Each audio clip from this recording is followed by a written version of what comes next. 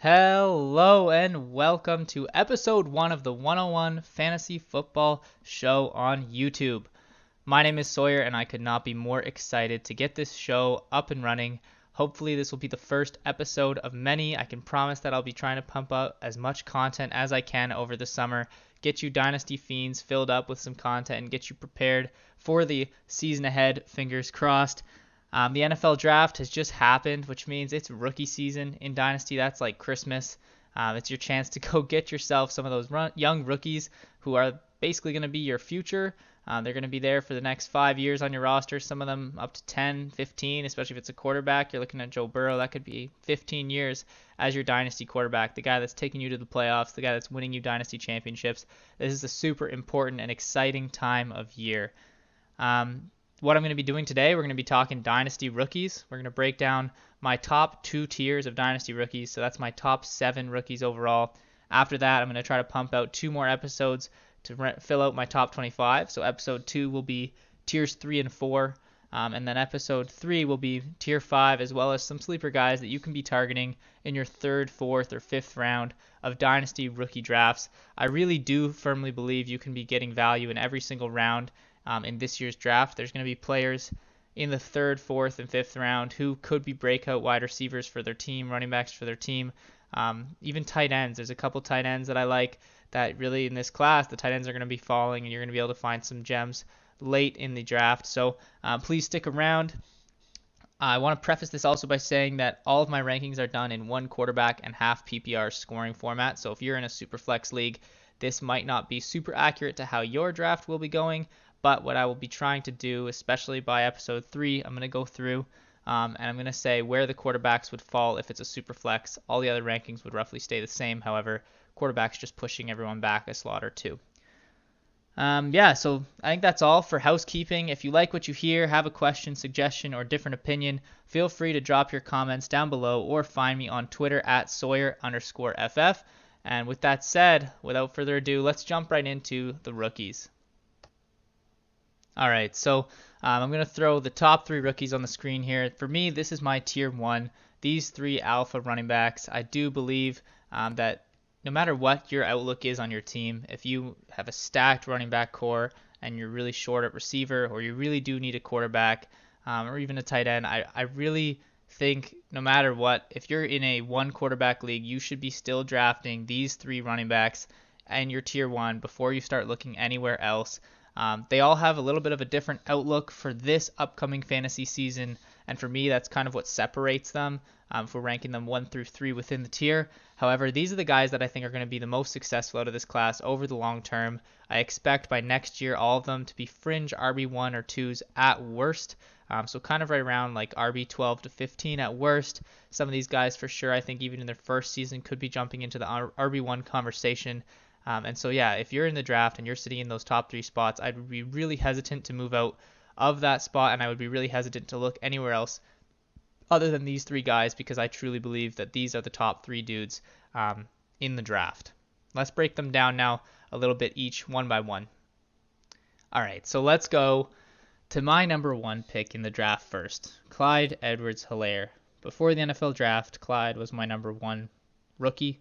Had him as the number 1 ranked running back, had him as the number 1 ranked rookie for Dynasty fantasy football purposes. Then he was the first running back to go off the board. He was the only first round running back to get selected. He landed in the number 1 spot for running backs I had listed going into the draft. And for me, that's simple math. You take all those firsts, and he is then the first. Dynasty drafts, he should be 101 in rookie drafts. For me, there's a lot of things I love with Clyde. First, I just want to quickly break down some of the knocks that you'll see everywhere. So first off, people say Clyde's undersized, but I would say arguably, yes, his height is not there, but his thickness is there. We're saying, okay, so a 5'10 running back at 215 would be somewhat ideal. Then if you're going down to 5'7" and you're adjusting the weight to what you'd want, in terms of the same BMI, he would have to be 206. Clyde is 207. So proportionately, yes, his stature isn't there, but his BMI is equivalent to that of a 5'10", 215-pound back. And so, yes, again, like maybe the stature's not there, but I think people when they see the size, they're going to say, okay, he can't run through the tackles or he can't be used on the goal line. But he's got the BMI. He's strong. He's powerful for his frame. He can run between the tackles. You go back, look at the tape. He's got great vision and he's got great burst. So he can be patient behind his line and run through those tackles. And even on the goal line, you look at how Kansas City deployed their running backs last year. LaShawn McCoy had 24 red zone touches and Damian had 23. So arguably split. And LaShawn McCoy, I would say, would be the equivalent for Clyde, or Clyde's kind of stepping into that similar role where Damian will continue to be his role. So, Damian, even if his red zone touches go from 23 up to like 30, you could argue that Clyde will still be able to get 15 to 20 red zone touches. So I wouldn't be overly worried about his size when it comes to his red zone opportunity or his ability to run between the tackles.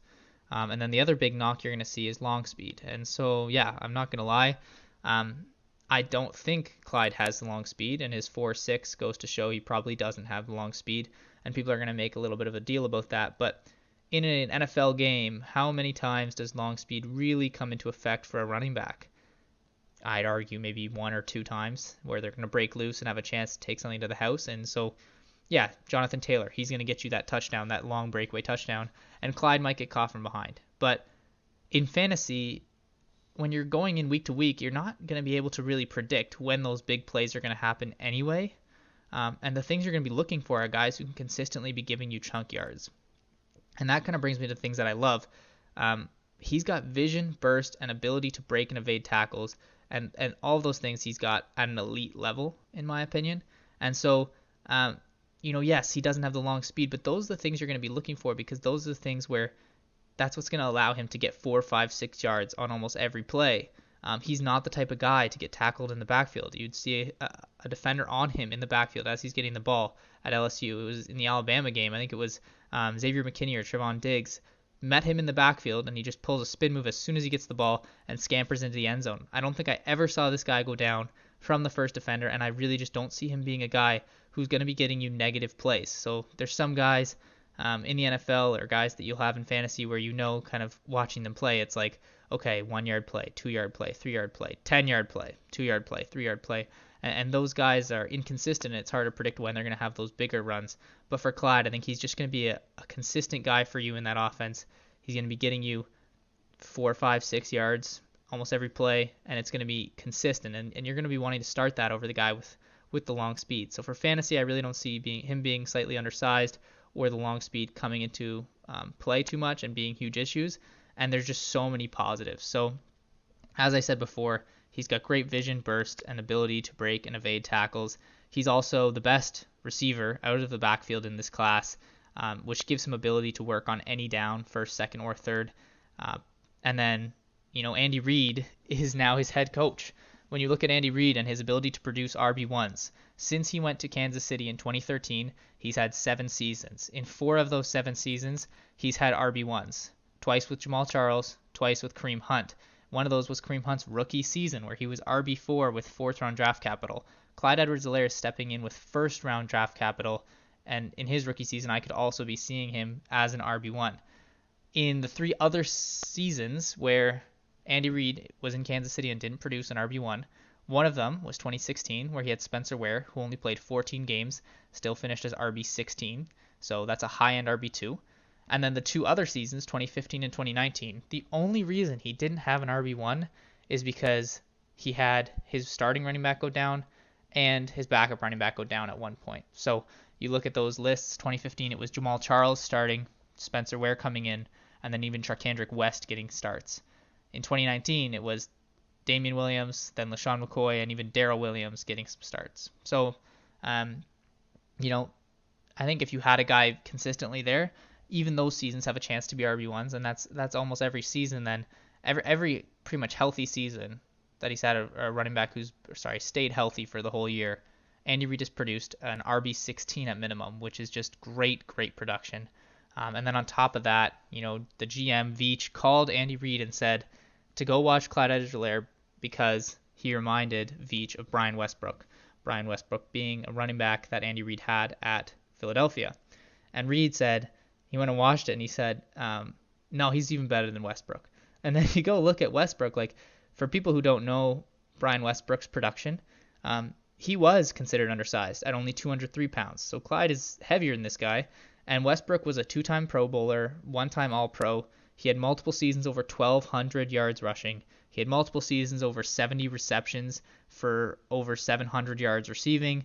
And he had a season with 2,104 scrimmage yards, which the only guy above that last year was McCaffrey.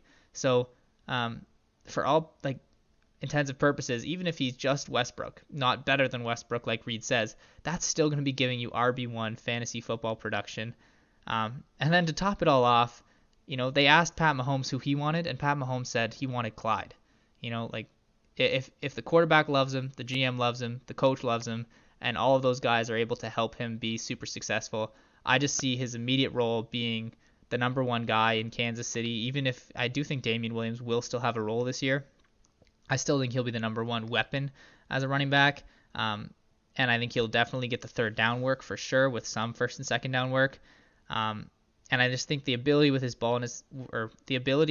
ball in his hands and his receiving ability should be able to keep him into like already the low RB1 range.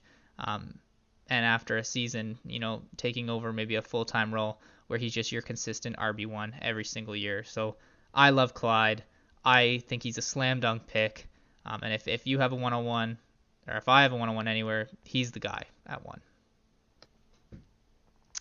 All right, so let's transition now to my number 2 rated rookie, my number 2 ranked running back. That's Jonathan Taylor, Indianapolis Colts running back.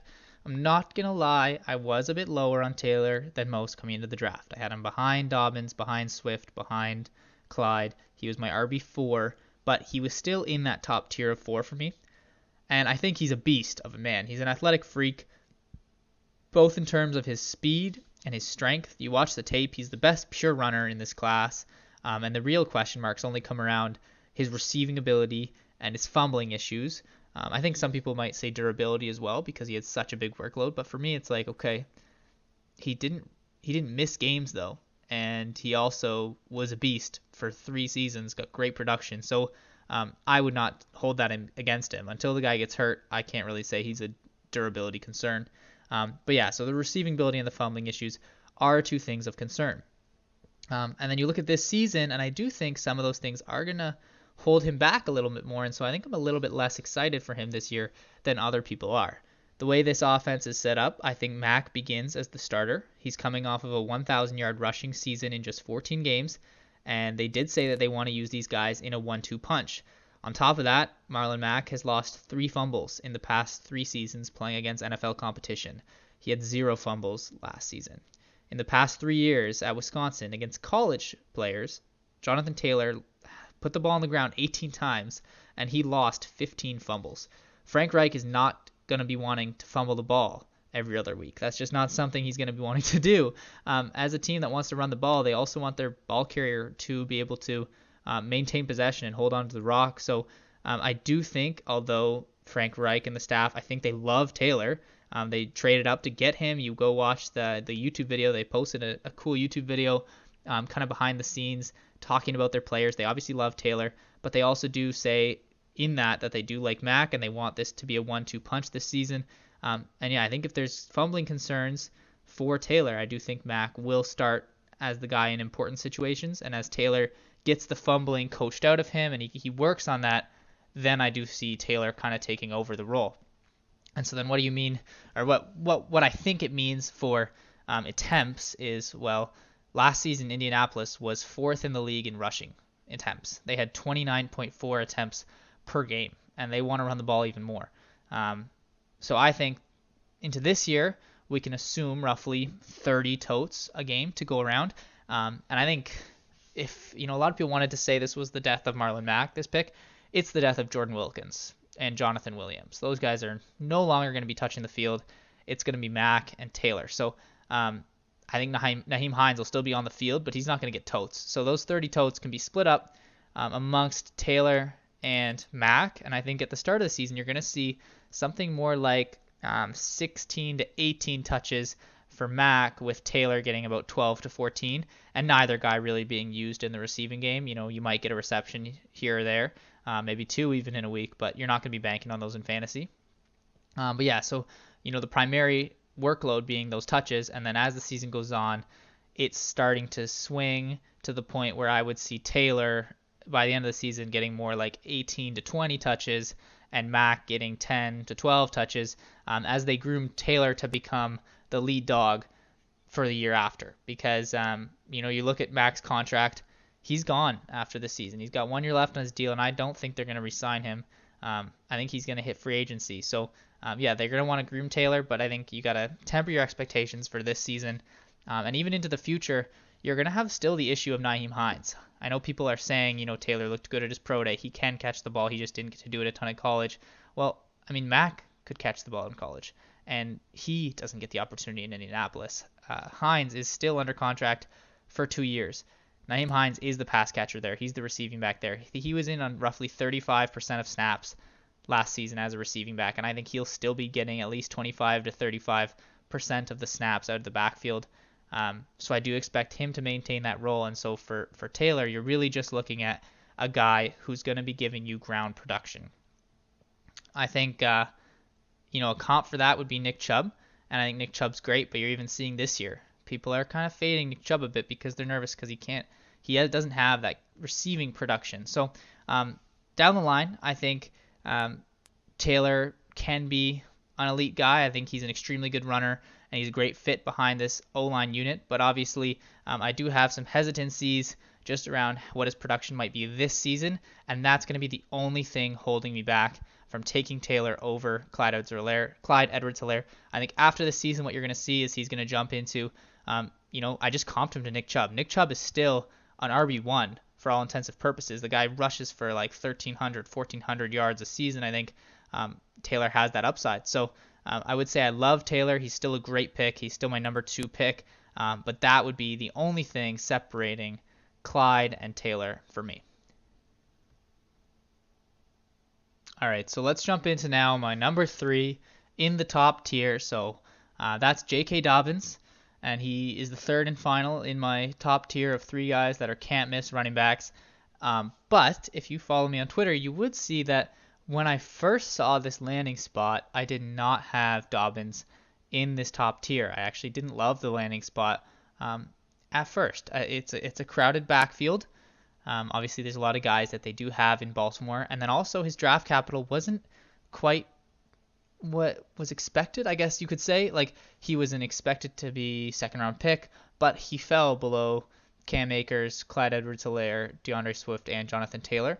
And I don't think a lot of people expected that going into the draft. So, they've got Mark Ingram there, Gus Edwards there, and Justice Hill. So he's joining somewhat of a crowded backfield. And coming out of the draft, I said, okay, so he's a tier 2 guy. But I went back to the drawing board. I went back to the tape. I went back, studied some situations. And now I'm pretty confident that I can say Dobbins, he is in this top tier. So to reevaluate the situation, I broke down a lot of things, and I want to kind of walk you through those now. So to start, Dobbins was my number 2 running back going into the draft. So part of this is that I love the talent of Dobbins. I think he's a great, talented running back. I had him ahead of Swift. I had him ahead of Taylor. I really do like him as a prospect. But the situation as well, although for some reason it just felt a bit worse to begin with, it's actually pretty nice. So first off, Ingram is 31 years old. He has a 2-year contract left, but there's an out on the deal available after the first season. So I could see a situation where Ingram is only there for 1 year. So similar to Mac. And Ingram's also excited about the idea of mentoring Dobbins, and I think that's something that's nice to see. A lot of times when you see a back go in, you're like, okay, this is going to be some fierce competition between the two, and so they put on this, yes, like they are teammates and they want to be successful, but there is this kind of ferocious competition. Whereas what you saw like last year, the example I can think of is Chris Carson and Rashad Penny. Chris Carson was kind of like, no, like I'm the mentor for Rashad Penny, and he loves Rashad Penny, and so there was a chance, I think, where Carson got down into the red zone and subbed himself out of a game so Penny could go in and score. And you're gonna see more of that like brotherhood, like really good like mentorship from Ingram. And I think Dobbins can learn a lot from the veteran. I think similar to the timeline to Jonathan Taylor, it'll be Ingram starting and Dobbins backing him up. And and maybe even more so Ingram holding onto that role for more of the season than Mac would in Indianapolis. But I think there's so many things that Dobbins is going to learn even from just being the backup and change of pace guy for Ingram in year one that are going to make him such a successful runner for his career. Some of the other guys I mentioned that are in the backfield, Gus Edwards, I do think he's an underrated running back, but Dobbins is obviously the investment they just made, and Edwards is, maybe a glorified Jag, just a guy. So, I like Edwards. I think he's slightly underrated, but this is it for him. He's going to become the third guy, and maybe maybe they'll re-sign him after his contract's up as the backup to Dobbins, and Dobbins will replace Ingram, and Edwards will still just be a change of pace guy. But I mean, money talks. They signed him on a 1-year, $750,000 deal, and that money says, Gus, you're nothing special. You're just a backup. So, I think Dobbins walks into the number 2 role. And then I also didn't love the idea that Lamar Jackson is there. I think he's going to run, but I do think they are going to continue to reduce how much running he's doing. He's a great passer. He's actually showing that he can pass the ball. And so they're going to be successful with him at quarterback for a long time. And I think to preserve that, they're going to reduce his amount of rushes. So let's kind of look at the situation in terms of actual attempts. Jackson averaged 11.7 rushes per game last year. Ingram averaged 13.5, and Gus Edwards averaged 8.3. As a whole, that made up for a large chunk of the team's 36 attempts per game. So that's even higher than what Indy had. And then I think this year, how we can kind of take that and translate it, I think Dobbins will zap Edwards' touches, and he'll immediately take over that role. But I also think he'll also take a couple off of Jackson. So, Jackson's talking about not running as much this year. So, he had almost 12 rushes a game. So if we're going to say, he takes 2 attempts away, Jackson goes down to about 10 per game. I think Ingram will still be getting 13 or 14 a game. Like, he wasn't getting a ton of totes last year. He was getting 13.5. So in that same role, he can get 13 to 14, and Dobbins can be up towards 10 or 11 to start the season. So 10 or 11 isn't sexy. 10 or 11 is not what you're starting. But it's a decent enough role that with an explosive player like Dobbins, a great one-cut runner behind a great O-line, he could still be useful this year as a change of pace guy. And if something happens to Ingram, obviously he becomes the starter. But as the season goes on, I think he's going to work his way up and get to about a 15 carry mark by the end of the season. On top of that, I think Dobbins does have some receiving chops. So he can pick up some receptions along the way, a little bit more than what Taylor's getting, a little bit less than what I expect Clyde to get. And the other thing for Dobbins is he's going from an Ohio State offense to this offense. And so a lot of people were saying, he's going into an RPO offense with such an athletic quarterback. That's going to be tough. Like, it's going to be tough for him to find touches, and he's going to have to work with Lamar Jackson. But he's coming from an Ohio State offense that runs so similarly. Justin Fields is an athletic quarterback. I'm not saying Justin Fields is Lamar Jackson, but he likes to run the ball. He's an athletic quarterback, and they run a lot of RPOs. So for Dobbins, the transition for the offense should not be crazy. He should be comfortable with the scheme with Jackson and some speedy offensive weapons. That's very similar to what Ohio State likes to do. So I'm really not worried about the situation. A lot of people say it's a bad thing, but he should be able to adjust really nicely. This should be actually a comfortable fit for Dobbins. And on top of that, like I said before, the Ravens O-line is one of the league's top units, and it should be for a long time. So, Dobbins, for most of his career, they're going to be able to open up lanes for him, and he's such a good one-cut runner with great burst and some great athletic traits. I wish he tested at the combine because I think he's got some great speed. But yeah, I think he'll be super successful behind that line. So this season, I expect Dobbins to give you the least amount of fantasy production out of these top 3 guys. And I think that's why I would say he's the lowest in my rankings, is just because you're not going to get the same immediate production from Dobbins. But the upside is there, and I think long-term Dobbins is a guy who should be getting 15 to 20 totes a game with some receiving work, and he should have enough openings to make his great burst and athleticism, or to use his great burst and athleticism to make more big plays, which, like I said before, it's less predictable. So, again, why I have Clyde ahead of Dobbins. Dobbins is more that explosive play guy, but those are still very good. And to me, his floor in his sophomore season, which will be his second year, would be like an RB2. And then down the line, I could easily see Dobbins becoming a top 12 running back in fantasy football. And I think I would even expect by year 3, he should be teetering right around RB12. So Yeah, he is third for me, but Dobbins is a great player. I think he's a can't-miss prospect. Great system fit for him. He knows the scheme. He'll fit the scheme well, and he's behind a great offensive line for a long time.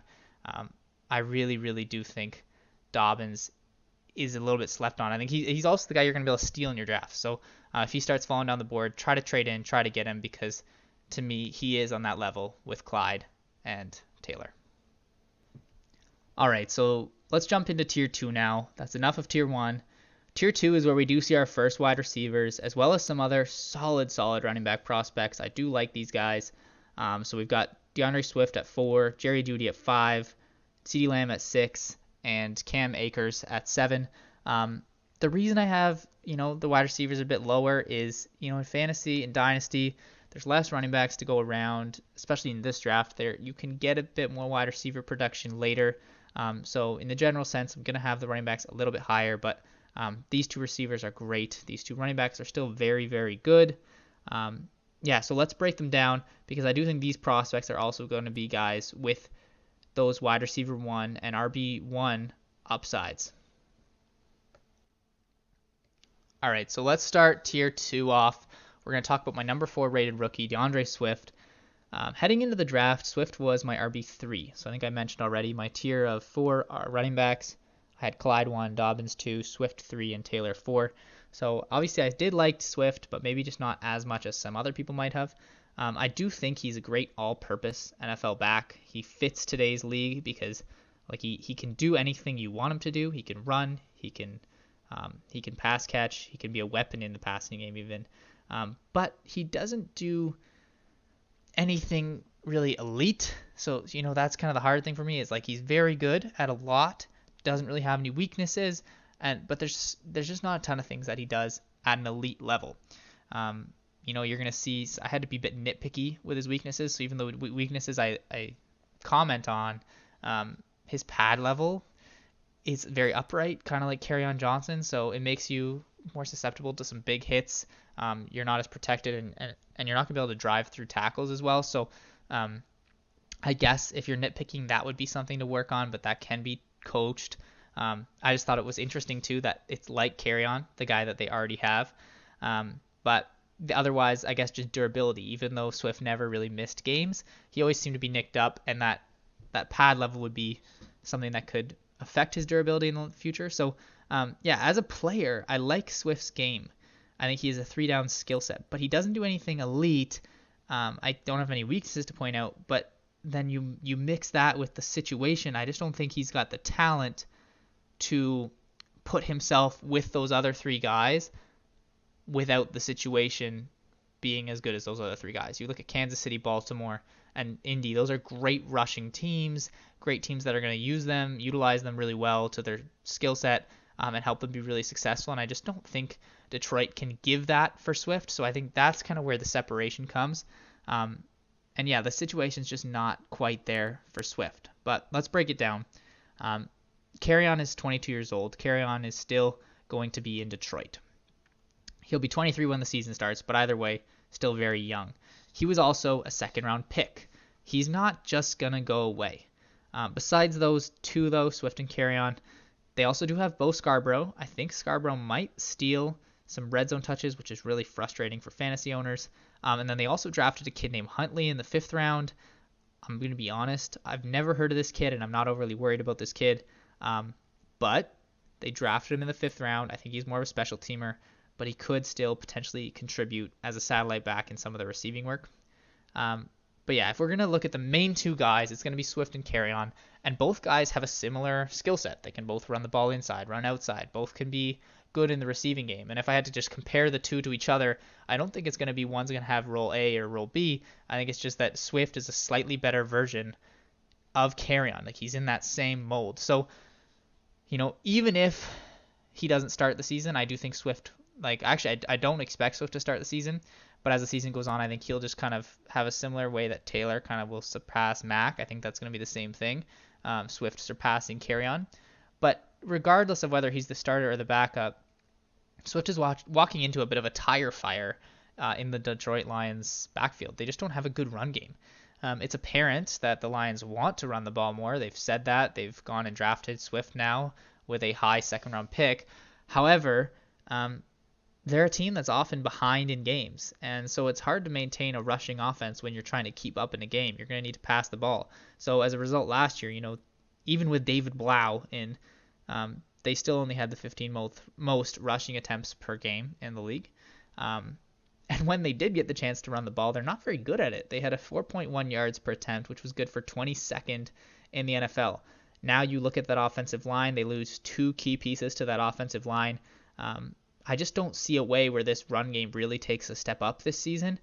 Swift's a good talent, but it's just not there, and I don't trust that it will be there over the next couple seasons. And when you're looking at a running back, like if they're not going to have a good situation in those first 3 years, that can really hurt them because, some guys are just going to be one contract guys. I think Swift can be more than that, but if he doesn't have production, teams are going to be hesitant to pay the kid. So, those are my kind of concerns with the situation, and obviously the situation is just not as good as what Taylor, Clyde, and Dobbins had, but there are some saving graces for Swift. First off, I do like his talent. As I've said before, he's a talented back. Second, he's got some passing work. If you look at McKissick and Riddick, in the 2 seasons that they played under Patricia, they did get tons of work. Riddick in 2018 has 74 targets. McKissick had 42. But even last year, McKissick's 42 only started really in week 6 when he got his role. So there is some passing work to be done or to be given out still, distributed. And Swift, I think, steps into those vacated targets. And I think he will get that receiving work as well as some of the rushing work. So I think he'll get a good workload. On top of that, I think Patricia doesn't like Kerryon. It seems I've seen multiple reports at this point that Patricia just doesn't like Kerryon Johnson. I don't know if it's an attitude thing or what it is. But that would give Swift a chance for workload. Patricia now has drafted Swift. Or he's a part of, I guess, the decision to draft Swift. And so, this probably will be his guy. But again, it's just their offense is not going to be as good as the other teams, and their rushing game is not going to be as good as the other situations that we've talked about. So overall, I would say Swift may give you, he might give you slightly better numbers than Dobbins this season just because of attempts. But in the long term, he's tied to a worse offense. Kerryon is on his contract for 2 seasons. And, I mentioned that Patricia doesn't like Kerryon, but if Patricia gets the boot, the new coach might make it a competition between Swift and Kerryon for roles in 2021. So there's no guarantee kind of what you're looking at after one season with Swift on your roster. I think Swift is the better talent, but there's just that baked-in risk that Kerryon Johnson will continue to eat into his role. And so I think he remains at the top of this tier 2 of guys, based on the fact that he's he is a talented back, and I do think he has a somewhat safe floor for opportunity, but I don't know if he's going to ever be able to break into the RB1 conversation like the other guys will, unless there's major changes in Detroit. So I would say he's more of an RB2 guy that you're looking at buying at this point in the draft. All right, number 5, Jerry Jeudy, the first of the wide receivers. He was my number 1 ranked wide receiver going into the NFL draft. He is my number 1 ranked wide receiver coming out of the draft. In the NFL, I think wide receiver as a position and what teams are looking for is changing. A lot of times it used to be teams want that X receiver who can be a big alpha, a dominant receiver. He can go up, get those contested catches, be physical, be strong. But now I think teams are noticing, maybe not noticing, but starting to actually just put emphasis on the fact that separation might be the most important thing for a receiver. In my opinion, it is the most important thing. And Jerry Jeudy is the best separator in this class. He's an amazingly talented receiver. He's got amazing route running, the best route runner in this class, and potentially the best ever coming out of college. He can be used inside or outside, making him a versatile weapon for Denver. He has amazing separation, like I said, but how that translates for Locke, when you've got a young quarterback, he wants to have these big windows to throw to. Jeudy can create those bigger windows. This type of guy like Jeudy, he translates well to the NFL because separation and route running are one of the most consistent ways or consistent things that can translate. Unlike just someone who's purely athletic, you look at Henry Ruggs, there's question marks about his route running, and so he's got the great speed, but can he just beat players with speed in the NFL? Hard to say. Jerry Jeudy has amazing route running. Can he beat players in the NFL with route running? Yes, he can. He will be able to separate. And then once he has the ball in his hands, he has great run after catch ability. So I love Jeudy as a talent. I think there's some give and take with him and CeeDee Lamb. I love CeeDee Lamb as well. And I think kind of the difference you're getting is that Jeudy is the polished route runner. Lamb is more of a contested catch and amazing ball skills player. And so I think Jeudy will be better immediately, but both have top 5 wide receiver upside. So that's the only thing I think really separating the two for me and why I had them ranked as I did going into the draft. And then the situation. Denver drafted him, or they drafted their whole class with one goal in mind. They said 31 points per game. Last 2 years, they did a study, and the Chiefs had only lost 8 games. 6 of those games required opponents to score 31 points. So that's what Denver did. They said, we're in a division with the Chiefs. If we're going to beat them, we need 31 points per game. Now, that's a lot of points per game. I think only one team beat that last year, so it's unlikely they're going to be scoring 31 points per game. But Denver is going to have to pass the ball if they're trying to improve the amount of points they are scoring. And then they went and drafted Jeudy at 15. I think that just shows, they are investing in Drew Lock's weapons, and Jeudy is a guy they really think can help them get to that 31 points per game. So, yes, Courtland Sutton is in town, and I expect him to be around for most of Jeudy's career, which creates kind of a 1A, 1B. Jeudy will never really be like a alpha like Devontae Adams or Michael Thomas is. But Jeudy has higher draft capital than Sutton. He's a more versatile player than Sutton. I think he's a better route runner than Sutton. And his style of play projects to be more of a target hog than Courtland Sutton. I think Sutton might be more of a red zone, deeper threat, big play guy. He'll give you the more explosive plays.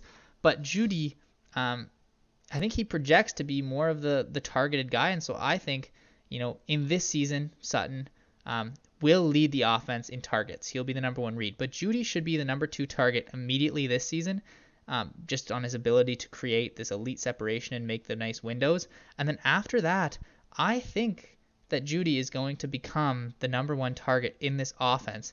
And on top of that, like I said, Sutton is going to be the touchdown guy, but Jeudy has amazing run after catch ability. So, you're going to give him all these targets. He's going to have the ball in his hands a ton of times. And I think he can take these things to the house. He's got the ability with the ball in his hands to make, rip off big plays. And he does have some good deep threat ability. He can catch deep touchdown passes. So I think that we'll be able to use him on the outside every once in a while and take shots. So I really think he can be versatile in everything. He'll have the ball a ton. And I do think he can just be a wide receiver 1 in this league. The offense is still very young. I think over the next few years it'll grow. But 3 years down the road, I think it's Jeudy as the wide receiver 1, soaking up 120, 130, maybe even 140 targets in a season, and producing you wide receiver 1 or 2 fringe fantasy numbers, while Sutton will still be an elite NFL wide receiver 2, probably one of the best 2s in the NFL, and he'll be a solid fantasy wide receiver 2. But it's just because he'll have less targets and just bigger plays, maybe some more touchdowns. So, yeah, I love Jerry Jeudy. He is my number 1 wide receiver in the class. All right, and after gushing over Jeudy, let's talk about the wide receiver 2 in the class, which is CeeDee Lamb for me. And the whole way that I've been scouting, obviously last season Jeudy was kind of the glorified guy. Lamb has really caught up to him, and this whole offseason, he's been right there with Jeudy for me. There's been times where I'll be honest, I had Lamb above Jeudy, but by the time the draft came around, I do think Jeudy is slightly better, but that just comes down to, as I said before, the give and take. Jeudy is the polished routes, Lamb is the contested catch and the ball skills guy, and so although they both have the same upside in my eyes, it's just the immediate production. Some of the other things that Lamb brings that are incredible, he is amazing after the catch. You give him the ball and he can create big plays. As I said before, he has amazing ball skills and hands, so he can win in contested scenarios, but he's also just got he can make a catch that's not in the window that he should be able to make a catch. You go back and there's a catch he makes that just looks like it's straight out of like an Air Jordan commercial. He's up. He's right on the sideline, just completely stretched up, one-handed snag. I can't remember what game it is, but I'm sure if you throw on any highlight tape, you'll see it. He has amazing hands, amazing ball skills. He's a great athlete, but he is more raw as a route runner than Jeudy is. Now, I think he can easily improve those. He's got the athletic ability. He's got some wiggle. You can see it when he has the ball in his hands. He can make guys miss. So I think he's got the shiftiness to apply that to route running and become a good route runner. And he's playing on a team with Amari Cooper, one of the best route runners in the game. So if he can learn a few things from Cooper, he could become a great route runner, but he's just not quite there yet. And then, you compare it to Jeudy's situation, and I think it's like similar with just tougher competition for CeeDee. So, Amari Cooper is, again, the Sutton role, the prominent option to begin with, the wide receiver one on the team to begin with. But I think then you have Gallup versus Fant, and I would say like that's the other young target that is going to be the competition. But I would say Gallup demands a bit more than Fant, has shown more than Fant in the receiving game. And so with Amari and Gallup for Sutton and Fant, I would say CeeDee just has a tougher road to targets with those guys in his way than what Jeudy has. Now, the pros for Jeudy is that he is in a Dallas offense that, like I said with Denver, they're trying to become a really good passing offense. Dallas is a good passing offense right now. They were 6th in scoring offense last year per game at 27.1 points per game. Denver was 28th in the league at 17.6 points per game. Dallas is second, or was second, in passing yards per game last year with 296.9. So basically 297 pass yards per game. Denver was 28th in the NFL as well in that stat at 194.7. So over 100 more passing yards last season for Dallas than what Denver had. And then, he steps into the Randall Cobb role. CeeDee Lamb steps into the Randall Cobb role, which in McCarthy's offense, because now they have McCarthy, and McCarthy had Randall Cobb in Green Bay, they were able to support 3 receivers. They had Devontae Adams, Jordy Nelson, and Randall Cobb. Randall Cobb wasn't bad. So to begin with, I do think, CeeDee's in a high-octane offense, and he's the wide receiver 3 on the team in the Cobb role, and that will give him some roles. But if you break down that Cobb role a little bit more, the upside might not be there. So you look at Randall Cobb in the McCarthy offense, he averaged 5.5 targets per game last season. So last season wasn't McCarthy offense, but that was in Dallas. He averaged 5.5 targets per game. CeeDee steps into that role in Dallas. When you look at Cobb in Green Bay, when he was under McCarthy and had Jeudy and Devontae, there were 2 seasons where all 3 of those guys were healthy for most of the year, and Cobb averaged 6.5 and 6.1 targets per game. So the targets are not going to be amazing for CeeDee, especially to begin. But CeeDee only needs to break one big play with his run after catch ability to give you a good week. The slot should keep him away from top coverage. I don't think he's going to be playing anyone's number 1 cornerbacks. He's going to be playing mostly out of the slot. Amari will draw some attention. Gallup will draw some attention, and he can get the ball with open space, and he might be able to take things to the house. So he could still be useful this year, but it is something. It's a bit more of a path to targets, or it's a tougher path to targets that does cause some concern for me with CeeDee. If we're looking in the long term, I think this landing spot is solid, not amazing, but solid. The first 2 seasons, like I said, he will be battling for targets, but after that, Gallup is a very talented pass catcher, and he did look great towards the end of the year, but his contract is up, so you can't predict that too far into the future, but Gallup might be the odd man out. Amari Cooper has always been a super talented wide receiver despite his weird ghost games, but I don't think necessarily that Jerry Jones picking CeeDee was him saying either Gallup or Cooper needs to go. I think it was instead he just took best player available and would figure it out after. So I do think Gallup is the odd man out in the long term, and I think Jones loves his new toy. He just demanded that CeeDee wears number 88 like other Dallas legends, but I just don't see a world where Lamb is going to give you the same number or same production that Jeudy can over the next 2 seasons unless there's another move made or another weapon goes down. In the long term, I do expect CeeDee and Jeudy to both be great, but the ability to get Jeudy in your lineup sooner in fantasy or in Dynasty gives him the edge over CeeDee, in my opinion. All right, and finally, we'll wrap up this tier with Cam Akers. Cam Akers has been a bit of an enigma for me. So Cam Akers, the player, he's um, one of the hardest players to evaluate. Athletically, he is exactly what you want in a running back. He's got the size, the speed. He can run physical or with agility. He can catch. He can create plays. However, he really severely lacks vision and patience, which are two hugely important things when I'm evaluating a running back. You'll watch him behind the line, and it'll be I don't blame the guy, but he'll get the ball and he will have a block and he just gets kind of scared. And so he just cuts away, tries to create something right away instead of being patient and waiting for that block to develop and see kind of the drawn up play if they can get the block. And now his line was awful. I don't need to be the first one to tell you. I'm sure you've heard it everywhere. His offensive line was awful, so I don't blame the kid. He was a quarterback coming out of high school. And so he's only played running back for a few years. And so when you're trying to learn how to be a running back and you're playing behind such a bad O-line, he will have kind of got this aspect of his game that just doesn't trust his line to make the blocks. But at the NFL level, if you're going to be successful, you can't just be athletic and expect yourself to be able to create things yourself. Every once in a while, he will be able to do that, but he needs to be able to develop the vision and patience. So heading into the draft, he was, I'm going to be honest, not even in my top tier. I had a tier of 6 players. It was the top 4 running backs and then Jeudy and Lamb to round out my top 6. Akers was number 7, and he was in the second tier. Since then, I have pushed him ahead because I said, okay, I'll like Akers, but I will only be able to push him into that group if he gets a good coaching staff. All right, the Rams draft him in the second round. I really trust McVay and his staff, and they invested the capital that shows they believe in Akers. And that, to me, is what makes him tempting. If those coaching staff can help him develop the vision and patience, as a player, he can become a very, very good running back, but he needs them to help with that before he can actually become or reach his immense upside.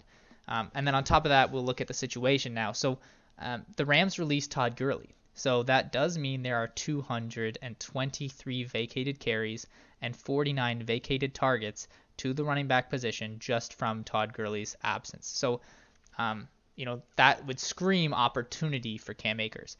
But the problem with projecting this backfield is because there's no track record for what this backfield looks like without Gurley, everything is a projection. Akers has the best raw talent, in my opinion, out of the 3. So we're looking at Cam Akers, Darrell Henderson, and Malcolm Brown. Akers has the best raw talent. With the right coaching, he can become the alpha running back and a fantasy RB1. He has the athletic traits to do so.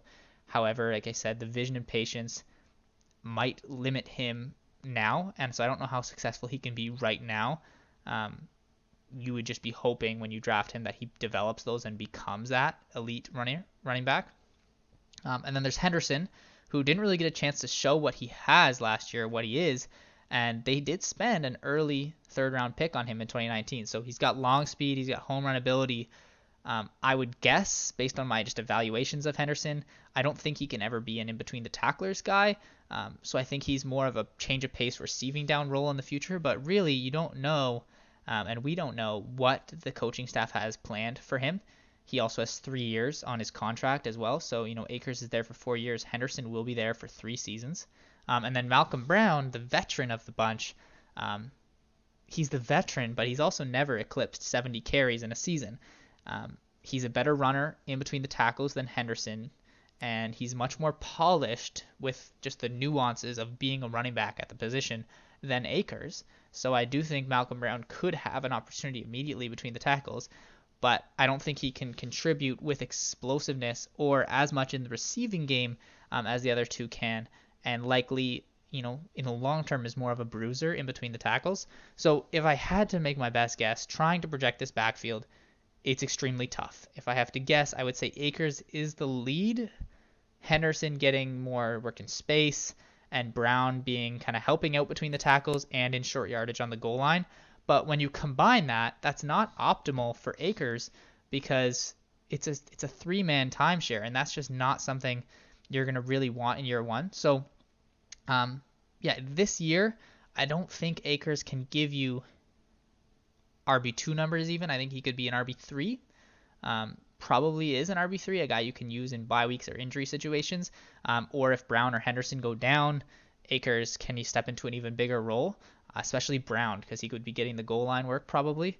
And then down the line, or I guess, yeah, so that's what you're getting in year one. But then what you're hoping for when you draft him is that down the line, he becomes that elite runner. He gets the 1A role with Henderson just being more of his change of pace and some receiving work guy. And then Akers really could step into an RB1 role. He could become a fantasy running back one in this offense. So, yeah, I think it's a major risk tolerance thing where you draft Akers. I wouldn't knock anyone for drafting him at 4th. I wouldn't knock anyone for drafting him at 7th. It's all between this tier. I wouldn't draft someone from a lower tier above Akers. I do think like at the lowest he should be going at 7, but I also just can't see him being drafted over Dobbins, Clyde, or Taylor. So for me, he's 7. I'm not a huge risk tolerant person in fantasy, but if you're someone who's willing to take the chance, this is your boomer bust guy. He could completely bust out of the league. He could become the best running back out of this class. It's truly anyone's guess, and hopefully I've been able to at least lay out the ideas of why he could be successful or he could fail, and then you can make your decision as to whether Akers is a guy that you want to be taking in your drafts. All right, and that wraps up my top 7 Dynasty Fantasy Football rankings for rookie drafts in 2020. To review, Tier 1, Clyde Edwards-Helaire is number 1, Jonathan Taylor is number 2, J.K. Dobbins is number 3, and then in Tier 2, DeAndre Swift we have at number 4, Jerry Jeudy at number 5, CeeDee Lamb at number 6, and Cam Akers at number 7. Thank you so much for watching. If you have any different opinions, I would love to hear them down below. If you have any questions for me about any of these players, just drop a comment down below, or feel free to tweet me at Sawyer_FF. I hope you've enjoyed, and I hope you come back next week when we talk about tiers 3 and 4, the rookie 8 through 18 in my Dynasty rookie rankings. Take care.